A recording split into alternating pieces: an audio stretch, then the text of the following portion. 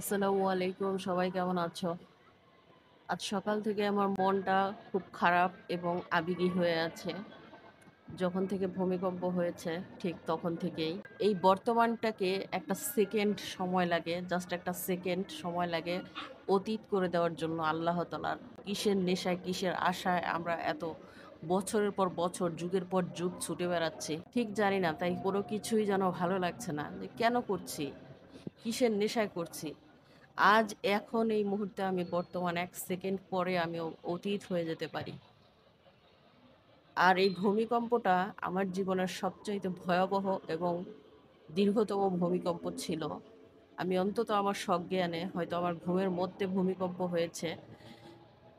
তারপরও আমার জানা মতে এত বড় ভূমিকম্প, এত ভয়াবহ ভূমিকম্প আমি কখনো দেখিনি।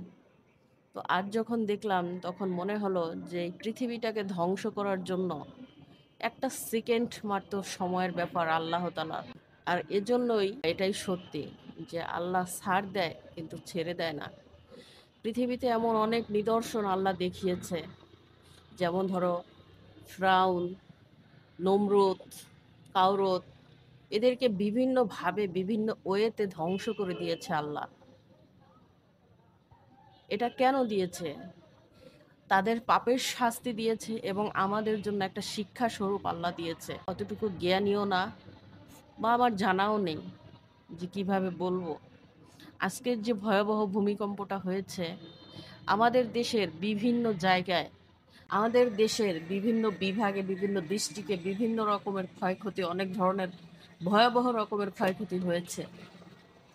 তারপরেও কি আমরা মানুষ হিসেবে এতটুকু আমাদের টনক নাড়া দেবে না? আমি জানি আমার ভিডিওটা দীর্ঘ হয়ে যাচ্ছে, আমি জানি।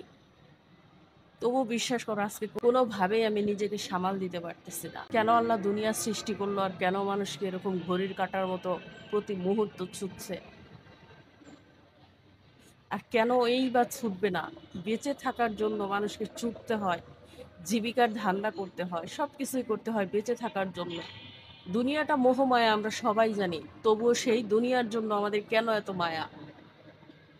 আজ যখন ভূমিকম্প হয় তারপর থেকে আমি এত বেশি কান্না, আমি কেঁদেছি। আমি জানি না এই দুনিয়ার মায়ার জন্য কেঁদেছি নাকি সৃষ্টিকর্তার ভয়ে কেঁদেছি, আমি ঠিক জানি না। তবুও আমার অঝর ধরে আমি শব্দ করে কেঁদেছি যে আল্লাহ তুমি ক্ষমা করে দাও, আল্লাহ তুমি মাফ করে দাও। এটা যদি দুনিয়ার মায়ার জন্য হয় তবে তাই, আর যদি এটা আল্লাহর ভয়ের থেকে আর ভীতি থেকে এসে থাকে তবে তাও। আমি আর কথা বলতে পারছি না। সবাই ভালো থেকো, যে যেখানে থাকো, যে অবস্থায় থাকো ভালো থাকো, সেফলি থাকো। আর অবশ্যই সৃষ্টিকর্তার উপরে বিশ্বাস রেখো, তাকেই স্মরণ করো। আল্লাহ হাফেজ।